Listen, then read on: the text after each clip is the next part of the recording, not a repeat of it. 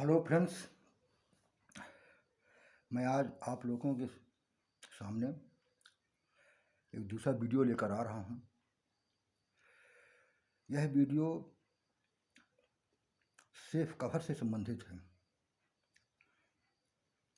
Cover between the seam to be extracted and the surface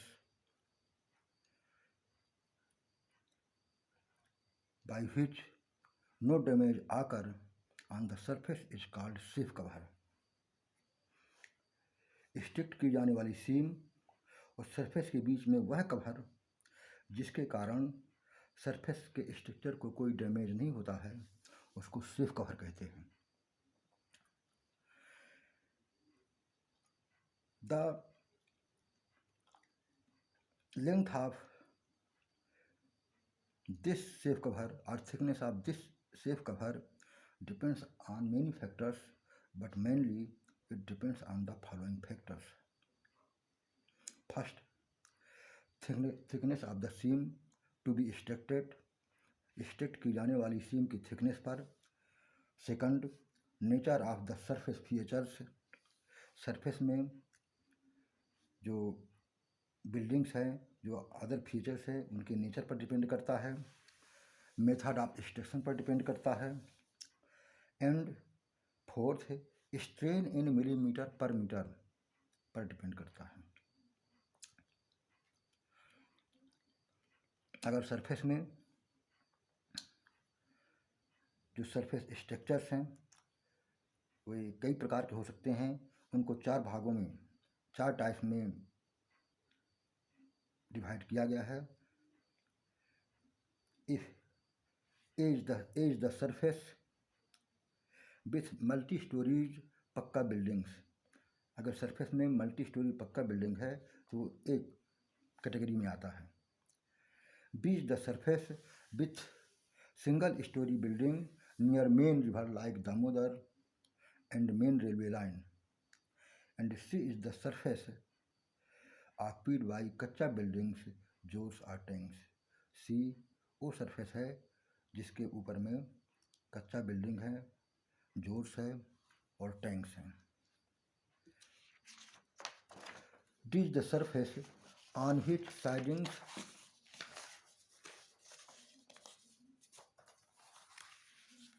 D is the surface on which sidings and roads are lead.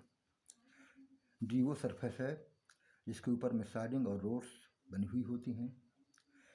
T is the thickness of the seam to be extracted, और T extract की जाने वाली सीम की thickness है।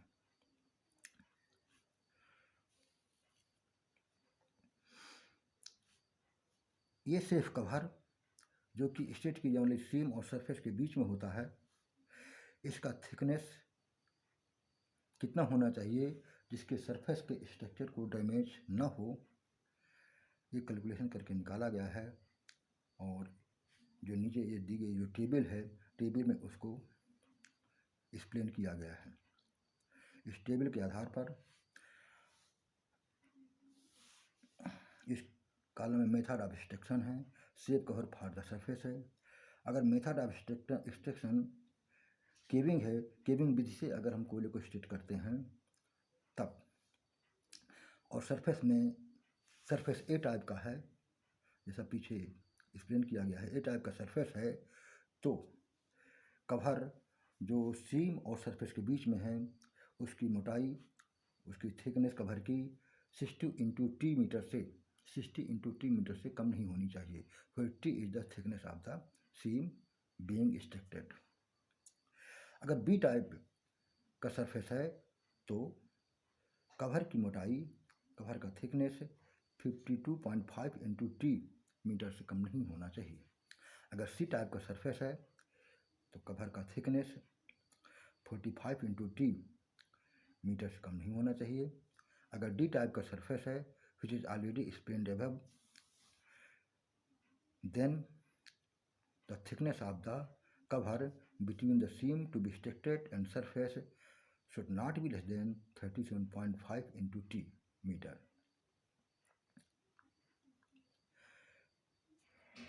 these data which are related with the caving system of the mining. अगर हम hydraulic sandstone करते हैं और उसमें श्रिंकेज 15% से अधिक नहीं होता है, तो उस कंडीशन में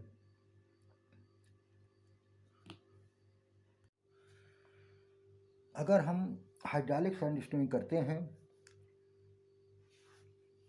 जिसमें श्रिंकेज एज्यूम करते हैं कि 15% से अधिक नहीं है, तो उसमें अगर सरफेस में ए टाइप का स्ट्रक्चर है तो कवर की मोटाई, कवर का थिकनेस 9 × T से कम नहीं होगा, फिर T is the thickness of the seam to be extracted.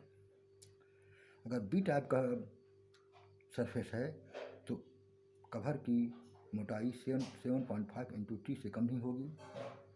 अगर सी टाइप का स्ट्रक्चर है तो कवर का थिकनेस 6.8 × T मीटर से कम नहीं होगा।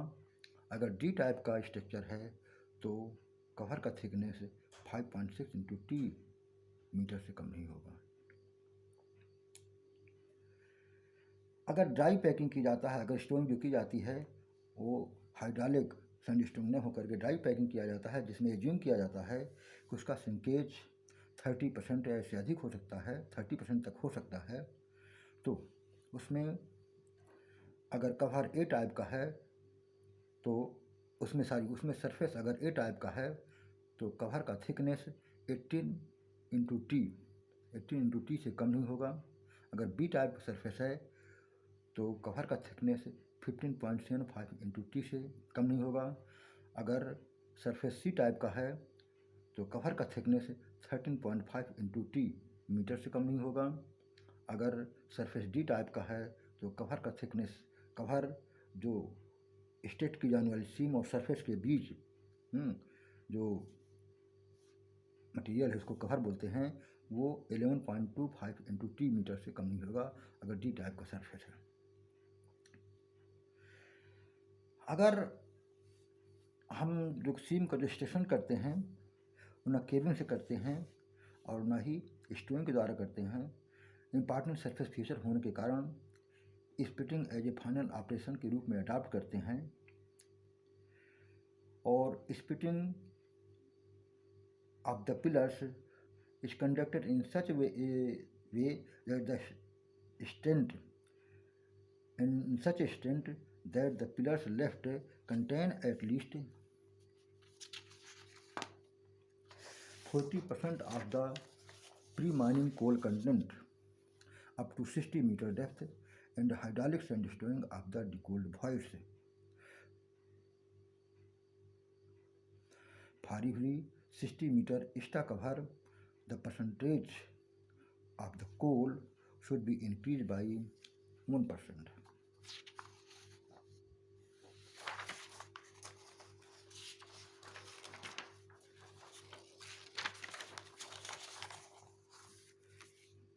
इट मीन्स अगर हम splitting as a final operation के रूप में पिलर को रिड्यूस करते हैं, पूरा कोला उसका स्टिक नहीं करते हैं और स्पिटिंग इस टाइप से इस सीमा तक करते हैं कि जो स्पिटिंग करने के बाद जो पिलर शेष बचता है उसमें प्री माइनिंग कोल कंटेंट, जो पहले माइनिंग करने के पहले जो पिलर में जो कोला था उससे 40% से कम कोला नहीं बचता है और सरफेस से जो सीम की जो डेप्थ है वो 60 मीटर से अधिक नहीं है और जो कोला निकालने के बाद वॉइड्स क्रिएट होते हैं उनको सैंडस्टोन से फिलअप कर दिया जाता है। तथा अगर वो 60 मीटर से उसकी मोटाई अधिक हो जाती है, सीम की गहराई अधिक हो जाती है, फर सिस्टम कवर की थिकनेस 60 मीटर से अधिक हो जाती है, तो प्रत्येक 60 मीटर के लिए जो पिलर कोला निकालने के बाद बचता है उसमें कोले की मात्रा 1% बढ़ा दी जाती है प्रत्येक 60 मीटर एक्स्ट्रा कवर के लिए। तो अगर 1% कोला बढ़ा दिया जाता है तो उस समय अगर सरफेस में ए टाइप का सरफेस है तो कवर का थिकनेस 5.5 × T मीटर से कम नहीं होगा। अगर बी टाइप का सरफेस है तो कवर का थिकनेस 5.5 इंटू टी मीटर से कम नहीं होगा। अगर सरफेस सी टाइप का है तो कवर का थिकनेस 4 इंटू टी मीटर से कम नहीं होगा। और अगर कवर डी टाइप का है तो अगर सरफेस डी टाइप का है तो कवर का थिकनेस 3.5 इंटू टी मीटर से कम नहीं होगा। मैं इसको फिर से एक्सप्लेन कर देता हूँ कि अगर हम स्प्लिटिंग इस सीमा तक करते हैं कि स्प्लिटिंग करने के बाद जो कोला शेष बचता है, जो पिलर शेष बचता है, उसमें कोले की मात्रा स्प्लिटिंग करने के पहले पिलर में जितना कोला रहा होगा उस कोले से 40% से कम नहीं बचता है, तथा कवर की मोटाई 60 मीटर तक है। और कोला निकालने के बाद जो वॉइड क्लिप्स होते हैं उनको हाइड्रोलिक सॉल्यूशन से फिल्डअप कर दिया जाता है। तो और अगर कवर की मोटाई 60 मीटर से अधिक हो जाती है तो उस कंडीशन में प्रत्येक 60 मीटर के लिए 1% अधिक कोयला पिलर में छोड़ा गया हो, तो उस कंडीशन में अगर सरफेस ए टाइप का है तो कवर की थिकनेस 5.5 इंटू टी मीटर से कम नहीं होगी। अगर सरफेस बी टाइप का है तो कवर की मोटाई 5.5 इंटू टी मीटर से कम नहीं होगी। अगर सरफेस सी टाइप का है तो कवर का थिकनेस 4 इंटू 2 मीटर से कम नहीं होगा। अगर सरफेस डी टाइप का है तो कवर का थिकनेस 3.5 इंटू टी मीटर से कम नहीं होगा। तो इस प्रकार से मैंने आप लोगों के सामने एक्सप्लेन किया कि जब हम डिप्लेयरिंग करते हैं तो डिप्लेन की जाने वाली सीम और सरफेस के बीच में जो कवर रहता है कितना छोड़ा जाना चाहिए ताकि सरफेस में मौजूद इम्पॉर्टेंट सरफेस जो फीचर्स रहते हैं वो डैमेज ना हो,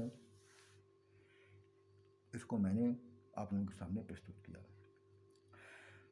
परंतु ये जो कवर का जो मैक्सिमम थिकनेस दिया गया है कि इससे कम नहीं होना चाहिए, मिनिमम दिया गया है इससे कम नहीं होना चाहिए, इसके अलावा एक चौथा फैक्टर है जो इन्फ्लुएंस करता है कि कवर कितना होना चाहिए, और वो होता है maximum subsidence strain. If the maximum subsidence strain is up to 10 millimetre per metre then no damage will occur on the surface. अगर मैक्सिमम सब्सटेंस स्ट्रेन से 10 मिलीमीटर पर मीटर तक है तो सरफेस में मौजूद स्ट्रक्चर्स को कोई हानि नहीं होती है।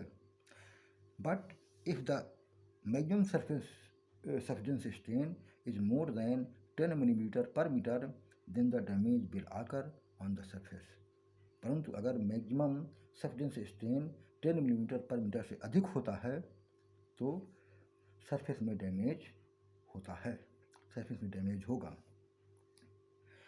और अगर सरफेस में पानी भरा हुआ है, there are water bodies on the surface, then maximum subsidence strain should be up to 3 millimetre per metre. And if the maximum subsidence strain is more than 3 meter per meter, then there is a chance of inundation.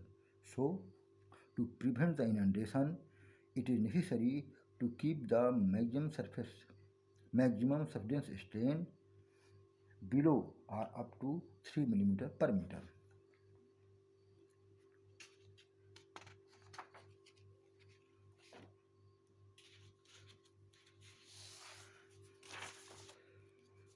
Therefore, when water bodies are present on the surface, then maximum subsidence strain up to 3 meter per meter is permitted, and more than 3 millimeter per meter subsidence strain is not permitted for prevention of the inundation. Now I will explain here what is maximum subsidence. Maximum subsidence is the maximum amount of lowering of ground. Maximum subsidence is the maximum amount of lowering of ground. This is given by the formula maximum subsidence is equal to AM, where A is the subsidence factor, which is equal to 0.75 for the caving method of the working and 0.25 for the stowing method of the working. M is the working thickness of the seam. Stress. Stress is the amount of force per unit area. So stress is equal to force upon area. Strain. Strain को मैं explain करना चाहूँगा detail में।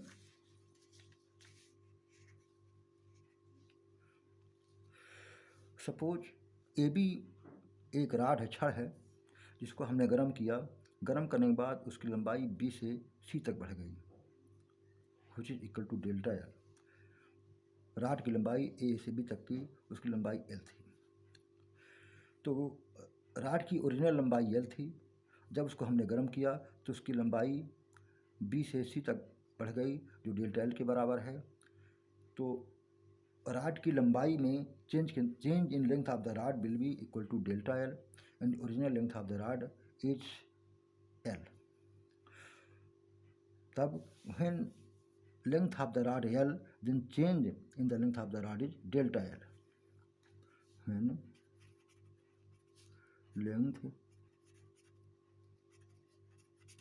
of the rod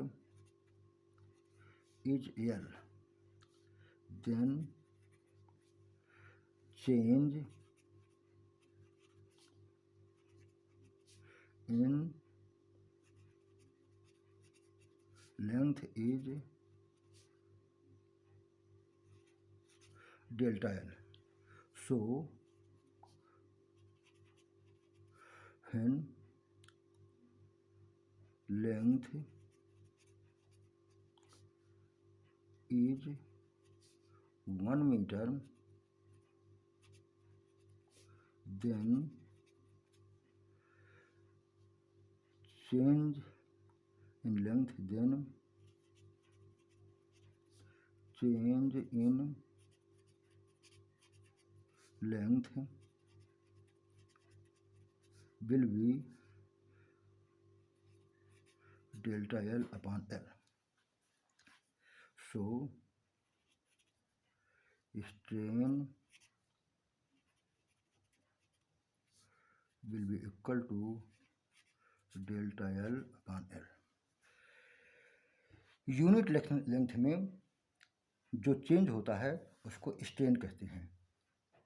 अगर हम एक rod को जिसकी लंबाई L है अगर गर्म करते हैं, उसकी लंबाई डेल्टा L बढ़ जाती है, BCC हो जाती है, तो L लेंथ में उसकी लंबाई डेल्टा L बढ़ती है। इसलिए यूनिट लेंथ में 1 मीटर उसकी जब लंबाई होगी तो उसकी लंबाई कितनी बढ़ेगी, डेल्टा L अपॉन L।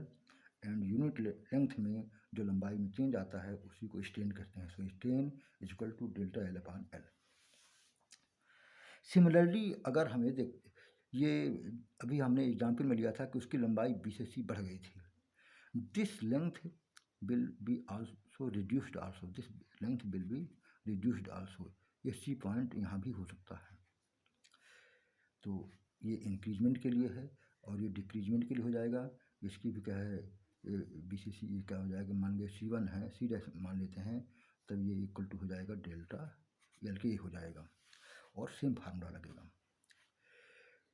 ठीक यही कॉन्सेप्ट इसमें लगता है कि ये जो मैक्सिमम जो सब्सिडेंस होता है ये चेंज इन लेंथ के रूप में होता है। अगर हम राड की जो लंबाई है उसको ये जो पूरा डेप्थ है सरफेस से लेकर सीम तक, जो डेप्थ है सीम का जो डेप्थ है सरफेस से, जो कवर है which is between seam to be extracted and surface,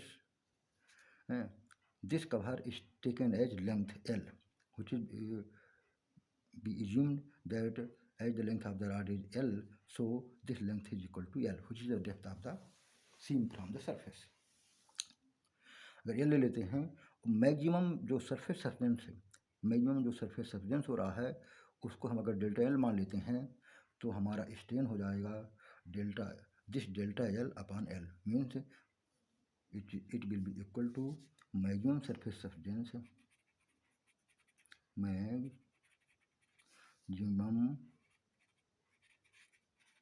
surface subsidence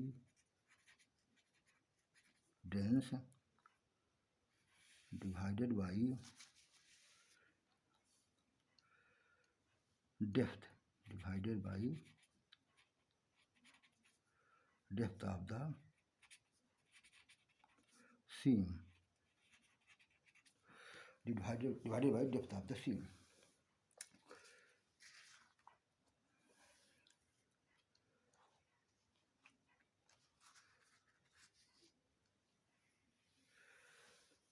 So strain is called change in length divided by total length.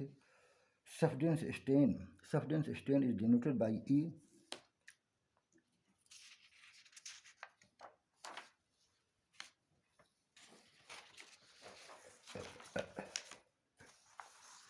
So maximum strain will be equal to, which is denoted by E max, is equal to K into maximum subsidence in millimeter divided by depth in meter, where K is the strain factor. In India, K is equal to 1.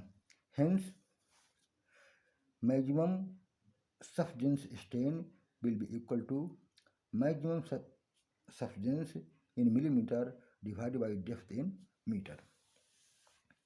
इस प्रकार से मैंने strain को explain करने का प्रयास किया. मैं समझता हूँ कि आप लोगों को ये समझ में आ गया होगा. अब मैं कुछ आप लोगों के सामने न्यूमेरिकल रखूँगा.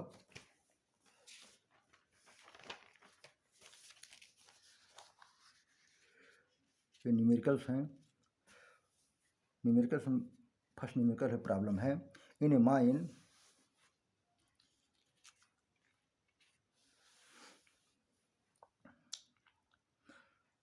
a 4 meter thick seam is being extracted by caving method at a depth of 100 meter. The strain in millimeter per meter will be equal to. एक माइन है जिसमें सीम की थिकनेस 4 मीटर है. केविंग विधि से उसका कोयले का एक्सट्रैक्शन किया जा रहा है और कोल सीम का सरफेस से जो डेप्थ है 100 मीटर है. कोल सीम का सरफेस से डेप्थ 100 मीटर है. Then we have to calculate the strain in millimetre per metre. What will be the strain in millimetre per metre? Solution.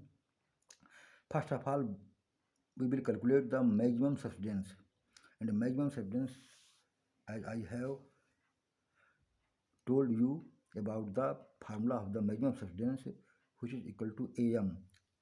A is the subsidence factor and M is the working thickness of the seam.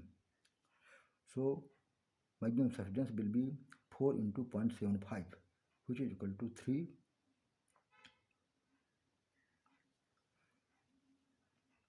meter. So maximum strain will be equal to maximum subsidence. ये maximum subsidence 3 metre हो जाता है. So maximum strain will be equal to maximum subsidence upon depth. maximum subsidence 3 metre है, depth 100 metre है. Metre को हमने millimetre में change किया. 3000 millimetre upon 100, it is equal to 2020 divide हो गया 30 मिलीमीटर अपॉन 1 मीटर. तो इस क्वेश्चन को सॉल्व करने से जो स्ट्रेन हमको प्राप्त होता है 30 मिलीमीटर पर मीटर प्राप्त होता है. This strain is more than 10 millimetre per metre. So according to this question damage will occur on the surface because this strain is higher than the standard strain. Standard strain is 10 millimeter per meter.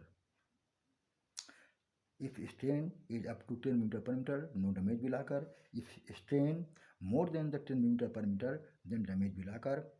In this question, strain comes equal to 30 millimeter per meter, so damage will occur on the surface. Question number 2 है, if there are surface bodies of water, surface में water bodies है, and we are working by caving a 4 meter thick seam. सीम की thickness 4 metre है जिसको caving से हम extract कर रहे हैं. At depth of 500 metre.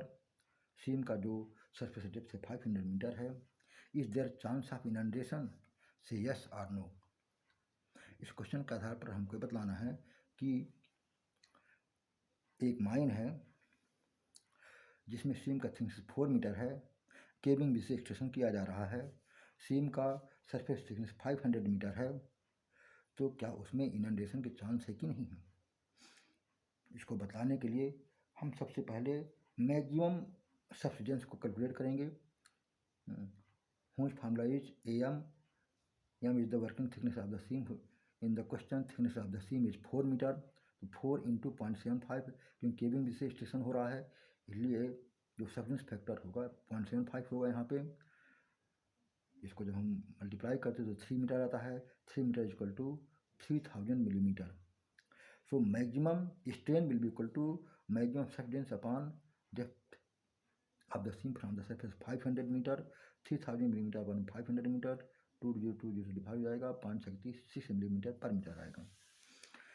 तो इस क्वेश्चन को सॉल्व करने पर हमने कैलकुलेट किया कि जो स्ट्रेन है 6 मिलीमीटर पर मीटर है, and this strain 6 millimetre per metre is more than 3 millimetre per metre. So there is a chance of inundation because if there is a water bodies on the surface and strain is up to 3 millimeter per meter, then there is no chance of inundation. But if strain is more than 3 millimeter per meter, then there is a chance of inundation. In this question, strain comes equal to 6 millimeter per meter, which is more than 3 millimeter per meter.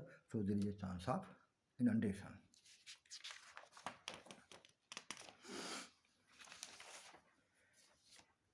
एक third question numerical मैं आपके सामने प्रस्तुत कर रहा हूँ। In according to this question, a 2 meter thick seam is being worked by a caving method 500 meter below a gulf filled with water. Chance of inundation is there or not? एक question बोल रहा है कि 2 metre seam का thickness है, caving bridge से उसका extraction किया जा रहा है, जो सीम के ऊपर में 500 मीटर की ऊंचाई पर एक गोफ है जो पानी से भरा हुआ है। तो क्या उसमें इनंडेशन के चांस होंगे या नहीं होंगे। इसके लिए हमको मैक्सिमम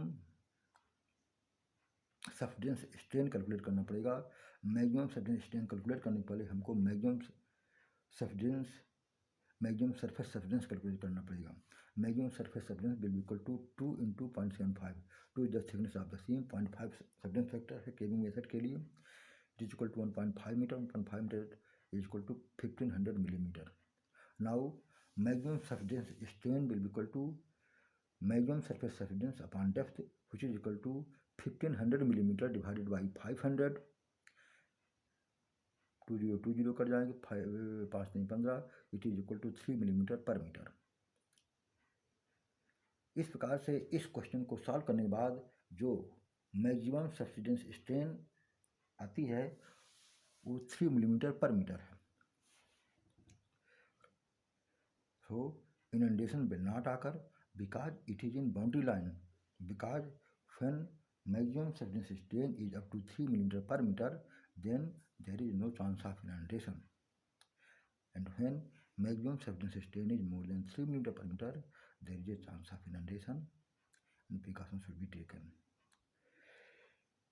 तो इस प्रकार से मैंने आज क्या है सेफ कवर के बारे में आप लोगों को बतलाया, और ये बताया कि जो स्ट्रेन होता है, जो मैक्सिमम सबसिडेंस स्ट्रेन होता है, वो किस प्रकार से सेफ कवर को इन्फ्लुएंस करता, प्रभावित करता है, और कितना मैक्सिमम सबसिडेंस स्ट्रेन होना चाहिए। ये क्वेश्चन फर्स्ट क्लास के मेथड ऑफ वर्किंग के अभी जो एग्ज़ाम हुआ है 2022 में, उसमें आया हुआ था। सेम यही क्वेश्चन आया हुआ था कि अगर सरफेस में पानी भरा हुआ है, वाटर बॉडीज है सरफेस में, तो मैक्सिमम सबसिडेंस स्ट्रेन कितना होने पर इनंडेशन के चांस नहीं होंगे। एक क्वेश्चन 2022 में वही जो मेथड ऑफ वर्किंग के पेपर में आया हुआ था। मैं समझता हूँ इस वीडियो से आपको काफ़ी फ़ायदा मिलेगा, आप लोग काफ़ी बेनिफिट लेंगे। इसको देखते रहिए। धन्यवाद। फिर आगे मिलेंगे अगले वीडियो के साथ।